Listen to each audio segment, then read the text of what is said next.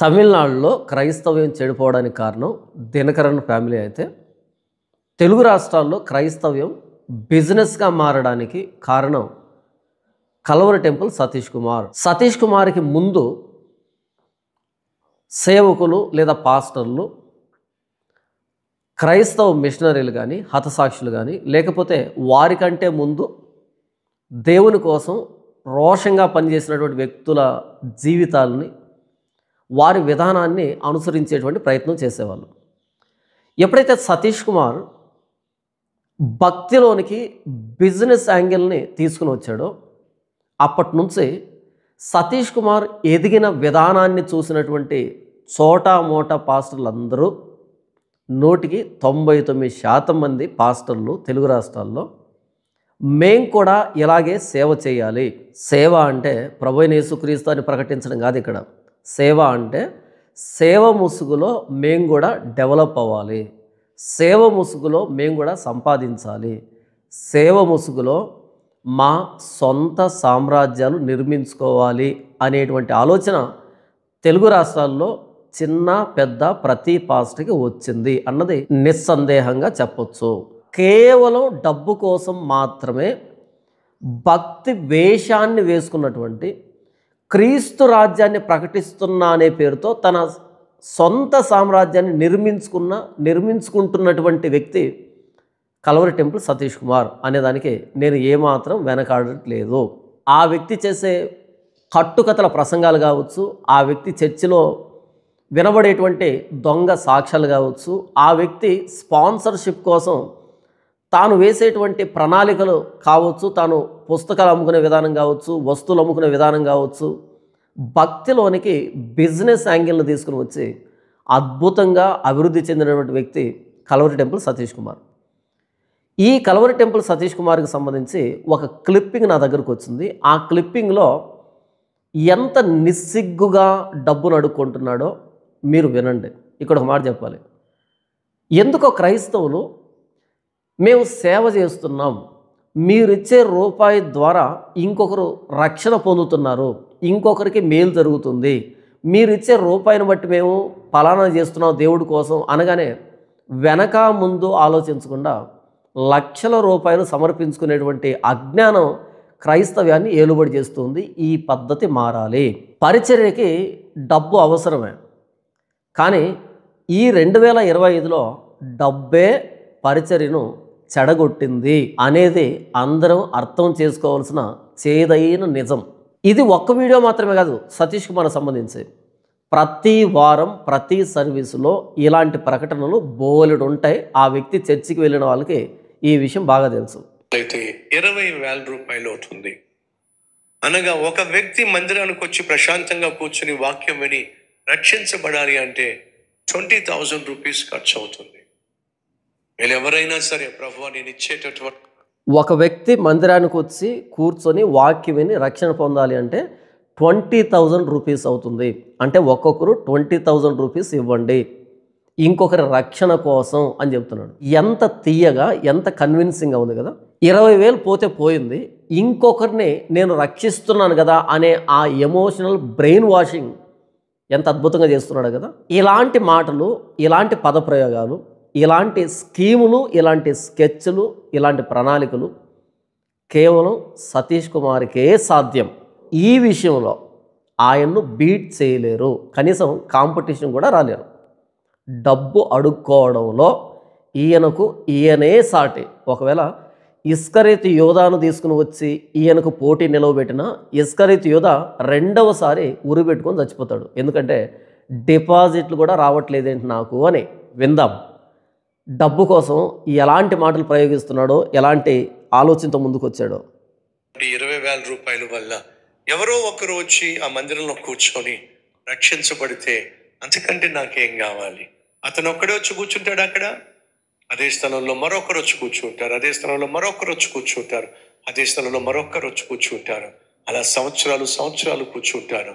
మనం ఈ లోకయాత్ర ముగించి పరలోకానికి వెళ్ళిపోతాం, కానీ నువ్వు కొన్నటువంటి ఆ స్థలంలో కూర్చున్న వాళ్ళు కూర్చున్నట్టుగా రక్షించబడుతూనే ఉంటారు.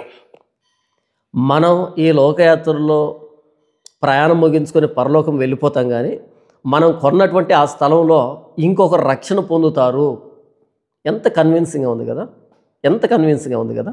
నేను వెళ్ళిపోయినా సరే నేను ఇప్పుడు ఇచ్చేటువంటి ఈ 20,000ను బట్టి తరతరాలు తరతరాలు తరతరాలు రక్షణ పొందుతూనే ఉంటారు అనేటువంటి ఆ ఆలోచన, ఆ ఊహ ఎంత బాగుందో కదా. చెప్పాను కదా, ఈయనే సాటి. క్రీస్తు రాజ్యం పేరుతో తన సొంత రాజ్యాన్ని స్థాపించుకునే దాంట్లో ఈయనే సాటి. భక్తిని బిజినెస్గా మార్చినటువంటి కార్పొరేట్ పాస్టర్లందరికీ పితామహుడు ఈయన. ఇంకా విందాం ఎంత అద్భుతంగా మాట్లాడుతున్నాడు డబ్బు కోసం. పరలోకానికి నీ సహాయం వల్ల చేరుకుంటూనే ఉంటారు. ఆలోచించండి. ప్రభు మిమ్మల్ని ప్రేరేపిస్తే ఇచ్చే ప్రయత్నం చేయండి. అదే సమయంలో ఆలోచించండి.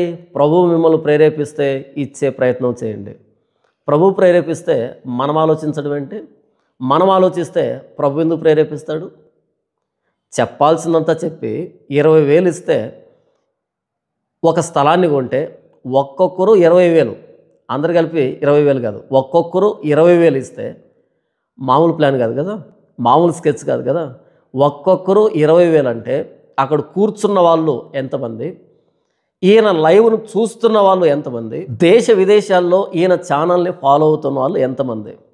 ఒక్కొక్కరు 20,000 ఇస్తే ఆ ఎమోషన్ని తీసుకొని ఒక్కొక్కరు 20,000 ఇస్తే ఎంత అవుతుంది మీకు తెలుసా? భక్తి అనేది వన్ టైం ఇన్వెస్ట్మెంట్ బిజినెస్. దీంట్లో లాసెస్ ఉండవు. మిగతా ఏ బిజినెస్ అయినా తీసుకోండి, అప్స్ అండ్ డౌన్స్ ఉంటాయి. కానీ భక్తి విషయంలో డౌన్స్ ఉండవు, అప్సే. ఆ అప్పు కాస్త ఎంత దూరం వెళ్తుందో ఎవరెస్ట్ శిఖరం కంటే ఇంకా ఎత్తుగా పోతుంటుంది. ఒక్కొక్కరు 20,000 అంటే ఎంతమంది ఎదురుగా ఉన్నారు, ఎంతమంది లైవ్ చూస్తున్నారు, ఎంతమంది దేశ విదేశాల్లో ఉన్నారు, ఈ క్లిప్పింగ్ అన్నది ఎంతమందికి రీచ్ అవుతుంది, అలా ఎన్ని 20,000 వస్తాయి. 20,000 అన్నది మ్యాక్సిమం కాదు, మినిమం 20,000 నేను ఇవ్వలేనా అనేటువంటి ఆలోచనని చాలా సూక్ష్మంగా వారి మెదడులో చొప్పించి మరలా అంటున్నాడు, ఆలోచించండి. ప్రభు మిమ్మల్ని ప్రేరేపిస్తే ఇవ్వడానికి ప్రయత్నం చేయండి. ఆలోచిస్తే ప్రభు ఎందుకు ప్రేరేపిస్తాడు? ప్రభు ప్రేరేపిస్తే ఆలోచించాల్సిన అవసరం ఏంటి? ఇంకా విందాం. నాకున్న ఆశ మన మందిరంలో అందరికంటే ఎక్కువగా ఇవ్వాలి ఆశపడుతున్నా. ఇప్పటి వరకు మన మందిరంలో అత్యధికముగా ఇచ్చిన వాళ్ళు ఒకే ఒక్క సహోదరుడు లేక సహోదరి 5 లక్షల రూపాయలు కానుకిచ్చారు. సెకండ్ హైయెస్ట్ 4 లక్షల రూపాయలు. 2 లక్షల రూపాయలు కానుకిచ్చిన వాళ్ళు 4, 1,00,000 రూపాయలు కానుకిచ్చిన వాళ్ళు 39 మంది. అంటే మన మందిరంలో హైయెస్ట్ ఎవరయ్యా అంటే 5 లక్షల రూపాయలు ఇచ్చిన వాళ్ళు, అది కూడా ఒక్కళ్ళు మాత్రమే. కానీ అది నిజంగా సమంజసం కాదు. మన మందిరం 5 లక్షలు ఇవ్వడం సమంజసం కాదంట. ఇక నేను మిమ్మల్ని అడుగుతున్నాను, ఇంతకు 5 లక్షలు ఒక్కరే ఇచ్చారు అనేదానికి మనకు ఆధారం ఏమైనా ఉందా? లేదు. ఒకవేళ 10 మంది 5 లక్షలు ఇచ్చారు అనుకుందాం, ఒక్కరే 5 లక్షలు ఇచ్చారు అంటే ఆ 10 మందికి ఎవరెవరు ఇచ్చారో వాళ్ళకి తెలియదు. అందులో ఒకడు అనుకుంటాడు ఆ 5 లక్షలు నాదే అని, ఇంకొకడు అనుకుంటాడు ఆ 5 లక్షలు నాదే అని. తర్వాత 4 లక్షలు ఇచ్చిన వాళ్ళు, నంబర్ చెప్పలే, వాళ్ళు అనుకుంటారు ఆ 4 లక్షలు ఇచ్చిన వ్యక్తుల్లో నేనే ఉన్నాను అని. 3 లక్షలు ఇచ్చిన వాళ్ళు, 2 లక్షలు ఇచ్చిన వాళ్ళు. ఇలా చదవడం ద్వారా నేను చాలా జెన్యూన్గా వ్యవహరిస్తున్నాను అనేటువంటి ఆ ఇంప్రెషన్ని క్రియేట్ చేయడం చూస్తున్న వాళ్ళలో. కానీ ఇలా చదవడం ద్వారా ఇంకా ఇవ్వని వాళ్ళని మోటివేట్ చేయడం, ఈ సోషల్ మీడియా ద్వారా అనేక మందిని మోటివేట్ చేయడం. పచ్చిగా చెప్పాలి అంటే ధనం మూలం ఇదం జగత్ అంటారు కదా, డబ్బు చుట్టూనే అంతా తిరుగుతుంది. ఈరోజు క్రైస్తవ్యంతో సహా కేవలం డబ్బు చుట్టూనే తిరుగుతూ ఉంది. ఎక్కడో వేళ్ళ మీద లెక్క పెట్టుకునేటట్టుగా అక్కడక్కడ కనిపించకుండా కొంతమంది దేవుడి కోసం పనిచేస్తున్నారేమో, కానీ ఎక్కువ శాతం మంది 99.99% మంది ధనం మూలం ఇదం జగత్ అనేటట్టుగానే ప్రవర్తిస్తున్నారు అనే దాంట్లో అతిశయోక్తి లేదు. ఇలా కెమెరా ముందుకు వచ్చి లక్షలు చదవడం ద్వారా ఏం చెప్పాలనుకుంటున్నారు సమాజానికి? ఇలాంటి విషయాలు బయట వాళ్ళు చూసినప్పుడు ఈ క్రైస్తవం పేరుతో ఎంత సమాజాన్ని కొల్లగొడుతున్నారు వీళ్ళు అనే భావన వారికి వస్తుందా లేదా? ఈరోజు చర్చిల్లో నుంచి వాక్యం బయటికి వెళ్ళటం లే. ప్రభువైన యేసుక్రీస్తు వారు ఎవరు? ఆయన ఎందుకు ఈ లోకానికి రావాల్సి వచ్చింది? ఎందుకు ఆయన శిలువలో ప్రాణం పెట్టవలసి వచ్చింది? ఆయన పునరుద్ధానం అంటే ఏంటి? ప్రభువైన యేసుక్రీస్తుని అంగీకరిస్తే ఏంటి, అంగీకరించకపోతే ఏంటి అనేటువంటి ప్రాథమిక మూలపాఠాలు బయటికి వెళ్ళటం లే. చర్చికి వెళ్తే ఎంత ఇవ్వాలి, ఎలా ఇవ్వాలి, ఎప్పుడు ఇవ్వాలి, ఎందుకు ఇవ్వాలి, ఈ డబ్బును గూర్చినటువంటి వ్యవహారాలే చర్చిలో నుంచి బయటికి వెళ్తున్నాయి సోషల్ మీడియా ద్వారా. కానుకలు, దశంభాగాలు, ఇలా చర్చిలు కట్టేదానికి, చర్చిలు కొనేదానికి, అమ్ముకునేదానికి, స్థలాలు కొనేదానికి, ఇలా రకరకాలుగా ఒక్కొక్కడిది ఒక్కో స్కీమ్. ఎవడి స్కీమ్ వాడిది, ఎవడి విధానం వాడిది. అందరికంటే టాప్లో ఉన్నది సతీష్ కుమార్ అని చెప్పడానికి ఏమాత్రం నేను సందేహించట్లేదు. ఇప్పటికే క్రైస్తవం పట్ల సమాజంలో ఉన్నటువంటి వ్యతిరేకత, ఆ విరక్తి చాలనట్టుగా మరలా ఒక్కొక్కడు వాళ్ళకు వస్తున్నటువంటి కానుకలను ఇలా చదివేటువంటి కార్యక్రమాలు. ఈ వ్యక్తి కాదు, ప్రతి మినిస్ట్రీలో ఏదో ఒక పేరుతో ఇలా కానుకలను బయటికి ప్రకటిస్తూ చదవడం. ఎందుకంటే సోషల్ మీడియా ద్వారా వింటున్న వాళ్ళు కూడా ప్రేరేపించబడి డబ్బు పంపించాలి అనేటట్టుగా. చూడండి, ఈ స్క్రీన్ మీద మీరు చూస్తే కింది వైపు చూడండి ఏమి రాశాడో. కింది వైపు కల్వరి స్వరం బలపరచుటకు ఫోన్పే, గూగుల్ పే, పేటిఎం, ఇంకోటి ఏదో ఉంది అక్కడ, యూపీఐ నెంబర్ ఇచ్చాడు, క్యూఆర్ కోడ్ ఇచ్చాడు ఆ కింది వైపు. ప్రతి వీడియోలో స్క్రీన్ మీద ఇదే, ఆ స్క్రీన్ డిజైన్ అన్నది ఇలాగే ఉంటుంది. కల్వరి స్వరాన్ని బలపరచడానికి. డబ్బు సంపాదన అన్నది సముద్రపు నీళ్లు తాగిన దాంతో సమానం. ఎంత తాగితే సముద్రపు నీళ్లు అంత దప్పికవుతుంది. కల్వరి టెంపుల్ సతీష్ కుమార్ని చూస్తే ఎంత అక్షర సత్యమో ఆ సామెత అనిపిస్తూ ఉంటుంది. ప్రతిదీ డబ్బు కోసమే చేస్తాడు. ప్రతి సందర్భంలో డబ్బు అడుక్కుంటాడు. డబ్బు అడిగే విషయంలో కల్వరి టెంపుల్ సతీష్ కుమార్ అస్సలు అలిసిపోడు, అస్సలు సిగ్గుపడడు, ఏమాత్రం మోమాటం ప్రదర్శించడు. దేవుని చేత దీవించబడిన వాళ్ళు చాలా మంది ఉన్నారు. ఒకవేళ ప్రభు మిమ్మల్ని సవాలు చేస్తే, నేను నిన్ను ఎంతగానో దీవించాను కదా, కాబట్టి అందరికంటే ఎక్కువ ఇచ్చేవాడిగా నువ్వు ఉండాలనే నేను నిన్ను దీవించా. దేవుడు చాలామందిని దీవించాడంట. ఎందుకంటే అందరికంటే ఎక్కువగా నీవు ఇవ్వాలని నేను నిన్ను దీవించానని దేవుడు సవాల్ చేస్తాడంట. మాటలు చూసారా ఎంత అద్భుతంగా ఉన్నాయో? ఎంత పిసినారుడైనా అమాంతం చెక్కు మీద 10 లక్షలు వ్రాసేటట్టుగా కన్విన్సింగ్గా చాలా తీయగా ఉన్నాయి కదా, బ్రెయిన్ వాష్ చేసేట్టుగా ఉన్నాయి కదా. అందుకే కల్వరి టెంపుల్ సతీష్ కుమార్ ఆసియాలోనే అతి పెద్ద చర్చిని నిర్మించగలిగాడు. చర్చి కాదు, దానికి ఇంకేదైనా పేరు పెట్టాలి, బిజినెస్ సెంటర్ని స్థాపించగలిగాడు కదా. ప్రభు నీతో చెప్తున్నట్లయితే ఇచ్చే ప్రయత్నం చేయి. ప్రభు నీతో చెప్తున్నట్లయితే తీర్మానం ఏమిటంటే, మన మందిరంలో ఎవరు ఎంత ఇచ్చినా అందరికంటే ఎక్కువ ఇచ్చేవాడిగా నేను ఉండాలి మనస్ఫూర్తిగా కోరుతున్నా. ముగింపు ప్రార్థన. ప్రతి ఒక్కరు ముగింపు ప్రార్థన. మన మందిరంలో అందరికంటే ఎక్కువగా ఇచ్చేవాడిగా నేనే ఉండాలి. ముగింపు ప్రార్థన. అంటే ఈ ప్రార్థన దేనికోసం?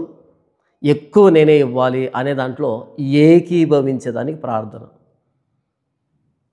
ఇలాంటి వీడియోలు సోషల్ మీడియాలో తిరుగుతూ ఉంటే ఉన్న కాస్తో కోస్తో పరువు కూడా బజారు పాలవుతుంది క్రైస్తవానికి సంబంధించి. క్రైస్తవ్యం అంటే ఇలా సమాజాన్ని దోచుకోవడమేమో అనేటట్టుగా బయట వాళ్ళు అర్థం చేసుకుంటున్నారు. చివరిగా నేను చెప్తుంది ఏంటంటే, దయచేసి మీరు పరిచర్యకు డబ్బు ఇవ్వకపోయినా పర్లేదు, కానీ పరిచర్య కానిదానికి, వాక్యం కానిదానికి, సువార్త కానిదానికి, దేవునికి మహిమ లేని చోట ₹1 ఇచ్చినా వారి దుర్నీతి క్రియల్లో మీరు కూడా పాలిభాగస్తులు. ఇవ్వకపోయినా పర్లేదు, దయచేసి సువార్తను చెడగొడుతున్న దానికి ₹1 కూడా ఇవ్వకండి.